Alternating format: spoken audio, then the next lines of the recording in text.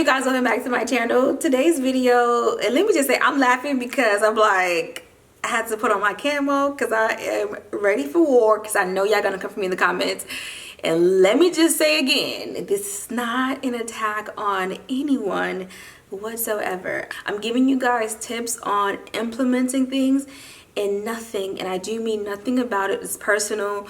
I'm not talking about you guys, and if it does not apply to you, please don't use it. And I mean that from the bottom of my heart, don't use it. So in today's video, I will be talking about design mistakes you want to avoid. Again, don't go looking around your house. Don't be commenting like I think I'm a know-it-all. I don't. I'm just giving my personal opinion, and that's exactly what it is. An opinion. Okay, number one is going to be artwork, and what I mean by that is not having artwork that is to scale.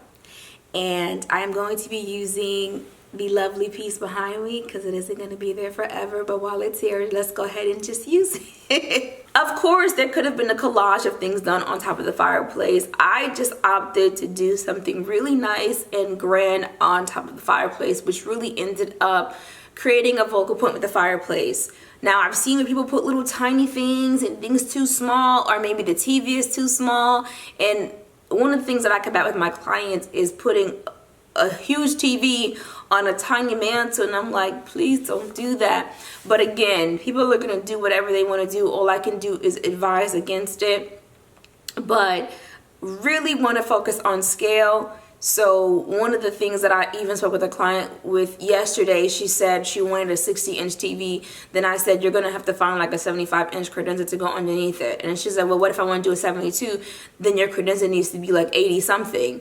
And I'm like, you cannot have something so massive with like a little piece underneath it. It's just not going to look right. So if you're going to do artwork, your TV, your mirror, whatever it is going to be mounted on the wall, you want to make sure that it's to scale to the space. Even the biggest one that I've seen is probably the sofa. And your average sofa is about 7 feet. So you want your artwork to be within that 5 to 6 if possible. It's going to be a little costly. Maybe you can DIY it. I don't know. But you just want to make sure those things are going to be to scale in the room. I use my office as an example, so that way you can see the scale of the wall art and the lamp and also the bookcase. I made sure that the wall art was big enough where it didn't seem too small in between the bookcase. And I also made sure that the lamp was going to be at least half of the length that was left over once I put the lower units of the cabinets in. And those are the things that you really want to focus in when you start designing your home. Number two is you want to stay away from following trends. And it's not a bad thing if you do. If you do, that's perfectly fine. But keep in mind that if you follow trends, you are always and forever going to be redoing your home. And you just don't want to finance that. Or maybe you do, I don't know. I don't. So let me just speak for myself. I don't want to finance that. When I say one and done, I mean that. Does that mean that your design have to be boring? No, do your colors. You know, paint is an affordable change that really can change up a design in the space. Here's an example of a room that was designed, and you can say that it's trendy, but it's nothing that a little paint can't fix to kind of tone it down or even change the overall look. In this second design, everything is really monochromatic, but in the future, if they decide to change it, you can see the accent wall behind is blue. That wall can go from being blue to going to black to going to white to change the look of the room. This final room design, what I want you to look at is the base of the furniture, which is going to be your sofa and your accent chair. And as you can see, the colors are very neutral, but as your eyes move up in the space and you're looking at the ottoman, the pillow, and the drapery, and even the wall art, they have incorporated color. These are things that you can actually change in the room in the future without losing the overall aesthetic and feel in the space and also the character in the room. You can also make some small changes. And then change your lamps out, change the table, change your paint color, do those type of things, but don't go and purchase a big, you know, purple sofa and then 2 years you're like, why did I buy this purple sofa? Or you may still love it in 2 years, maybe put it in your basement in 2 years, but I see a lot of people make design decisions and then they end up changing it, you know. So definitely try not to focus on what's trendy or what's popular. And I kind of suffer with that just a little bit, and it's only because I'm on social media and I notice the more trendier things that are like little knickknacks tend to just do really well commercial wise. But like I said, I cannot afford to keep changing things out and doing things over and over and over and over and over and over again. Number 3, which I kind of mentioned it in previous video, when you go shopping, always think to yourself, I want to love this like you love your children, you know? Because if you love it, it won't end up in the garage sale pile. Every little knick-knack, paddywhack, bone does not need to come into your house. It's okay to look at it, enjoy it, take a picture of it, and come back home, and it does not come into your home.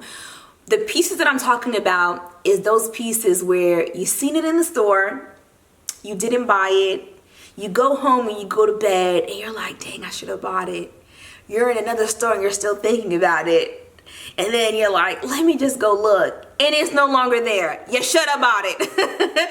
That's the piece that I'm talking about. And I've done that a lot. If you are in the store and you keep going back to it and you're thinking about it and you know it's going to work in the space, or maybe you don't want to buy it because I don't have the right console table, so the lamp is beautiful, but I don't want to buy it. You can temporarily have it somewhere else until you find the thing to go with it. But if you feel like it's going to make the design, definitely buy it, especially if you are at Home Goods. Home Goods has like a 30 or a 60-day return policy. And even if you end up getting a store credit, who doesn't go to Home Goods? Like, you're gonna go there anyway and buy something else. So just get the gift card, buy the item, unless you just don't have the money to buy it, then that's understandable. Number 4 is not measuring. And I don't know how many times I'm gonna have to say that to y'all. You have to measure. Even if you have no interest in design, the dynamic of the conversation changes when you physically paying somebody some money to do your house. Because what was cute when somebody was doing it in their house, it's no longer cute when you're doing it into someone else's house, because now they're paying you money to do it. So you have to measure. So you want to measure the room, and you want to measure the furniture that's going into it. Sometimes the rule can be broken just a little bit if you have a small space but you still want a king size bed. So you're okay with not having a nightstand, you're okay with having 2 side tables, or you're okay with having, you know, like an accent table or something like that. Whatever it may be, you want to learn your space. Different rules apply for different spaces. A lot of the times when you're dealing with an open plan, the rules break down just a little bit differently. But in this room here, as you can see, the space is a little bit small, which means it's going to be a little bit limiting. That does not mean a sectional cannot go into the space. As you can see, they put a sectional in here. In this design, the wall was used to place the sectional. And to me, I absolutely love this design. Just looking at this space, I'm going to the living room is small. And instead of going with a sectional, all of the furniture was anchored in front of the fireplace. And as you can see, the pieces used to bring this room together was a sofa, 2 puff pillows, and an accent chair, which made the room not feel really cluttered. The last living room that I'm going to be using is this house. It's an open floor plan. So in this plan, what I did is I anchored all of the furniture right directly in front of the fireplace in order to create great walk flow. What I kept in mind in this plan was the kids, them running around, jumping around, and just moving around the space. When you are in the process of designing your home, the best thing to do is take your time and live in the space and find out what plan is going to work best for you. Is it going to be a sectional or is it going to be a sofa? I think by now my apartment tour video probably went up, and if it hasn't gone up, it's gonna go up, and you can kind of check that for reference. Even the condo that I did in Jacksonville, she wanted something and I was just like, it is going to be too big. It's going to be too big. And again, don't let anyone tell you that you can't use your walls. There are different rules to design. Do I implement them? No, because depending on the layout of the room, you may have to use a wall. So don't let anyone tell you that you can't use a wall. Don't let anyone tell you that you can't do this and you can't block a window. It just really depends on the space that you're allotted. And I'm sorry, a lot of the times when you go into these homes, these builders aren't living in the house, so they don't even know how things are situated. And builders do something called a dummy design, and I could be saying it wrong. I just made it up myself a few years ago. And I say dummy design is because they have pre-planned how you and your family is going to live in a house that you bought. So they put a plug over the fireplace because they're like, hey dummy, put the TV on top of the fireplace. They put, you know, 2 windows because they're like, hey dummy, put the bed in between the window, you know. So you have to kind of go into your space and figure out how you're going to move and plan that room, and don't let anybody box you into a dummy design, you know. So I'm not calling anybody a dummy. I hope that wasn't the, does this sound like? No.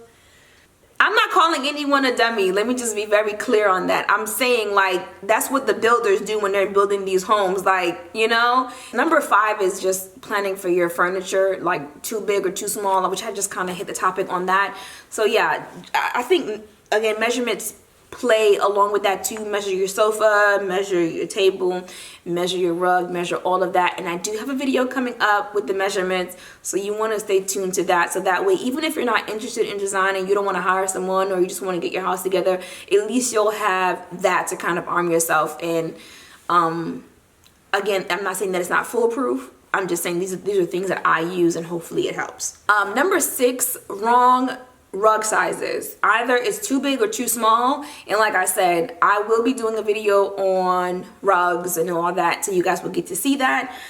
And that pretty much goes along with number 4 too, which is in measuring. Number 7 on that list is matchy furniture.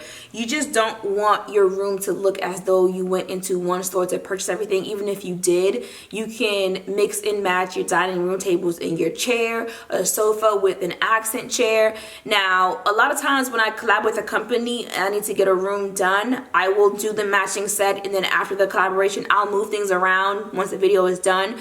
But a lot of the times companies ask that you use their stuff to create the whole room, so you're not advertising another company. Let me just address that. But when I am designing a paying client's home, you just want the space to look very well curated and not it's like when you go into a store and the mannequin has the whole outfit and you're like, hey, can I get that? There was no creativity behind it. So you want to be able to break those things up and get, you know, a sofa with an accent chair, and try to stay away from doing the same matchy colors too, because then it looks like you still went to the same store and just still pieced together your whole entire living room or your bedroom set, whatever it may be. Keep in mind, these are tips that you want to look out for if your plan is to hire someone to do your house, okay? Because I feel like someone's gonna think that I'm personally attacking, and I'm really not, which is why I hate doing these type of videos. But you guys asked me to do it, so I'm doing it.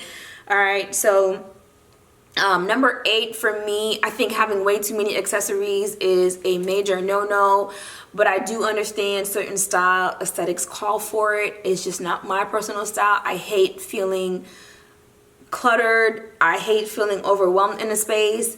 I like to have as much walking room and as much living room as possible.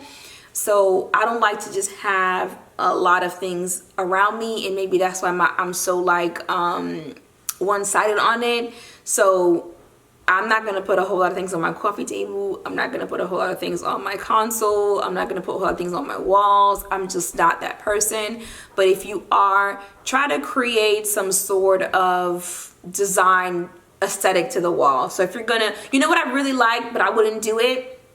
A lot of like the French cottage, rustic, designs that I've seen implement the plates.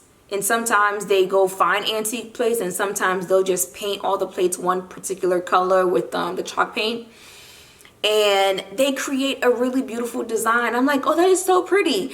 It's not my thing, but I can appreciate it for what it is. I even went to a not a restaurant, it was a hotel in LA, and they had the plates on the wall different. It was different plates, but the same sizes, and how they had it on the wall was so beautiful. If I can implement a picture here, I will, so that way you guys can understand what I'm talking about. But it's like so beautiful.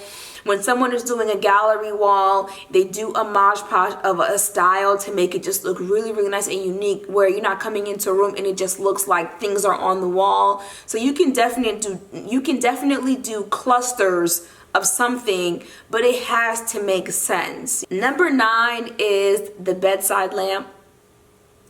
And I'm not opposed to having 2 lights. And what I mean by that is maybe having like a small like sconce or a reading light and then having a lamp. I'm not opposed to that. I think whatever works for you. But I think scale plays a big part in that. And someone asked a while back, how can you tell how big you want to go with your lamp? And your headboard is going to gauge that for you. You can either have the lamp go all the way up to the headboard to match, you know, if it's not in the ceiling, that is. But you want it to be at least half the size of your headboard. So when you're looking at it, it doesn't look too small, or I don't think anything's ever too big, but it ain't too small. Well, I guess it could be too big, but I think the tallest I've seen a lamp is, I think, 34, but it can get bigger. And then you can always do a floor lamp too. If a table lamp doesn't work for you, a floor lamp can work. There's different options. I think the biggest one is the lamps are just entirely too small. So, and even the bedside, I guess number 10 is your bedside table, your nightstands. You know, you want to make sure those things are to scale also. Like, they don't look like they're too small. The height you can play around with a little bit, but those are just pretty much the 10 things that I think should be the focus when it comes to you getting your home together. Let me just stress this again. There is no wrong or right way to do things. This does just mean that if something that on here, you've done it, if it's wrong, no, it's not, you know, just, you know, moving forward. If you are looking to have your home look as though you hired someone, these are the things that I think would really help in creating a very design-friendly looking space. I hope I said that right. All right, but that is pretty much it for the video, you guys. I'll see you next time. Definitely come back, because the next video is going to be all things measuring. Bye.